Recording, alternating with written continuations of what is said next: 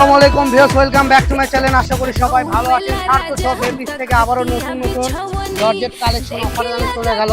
4টা কালার দিয়ে দেবো একদম রিজনেবল প্রাইসে, ঠিক আছে? এগুলো 600-700 করে সেল হচ্ছে। আজকে থাকবে অবজেক্টটা, দেখেন সারা বাংলাদেশে যে কোনো জায়গায় থেকে নেবেন মাত্র অবজেক্ট দামে পাবেন। মাত্র দাম কত জানেন?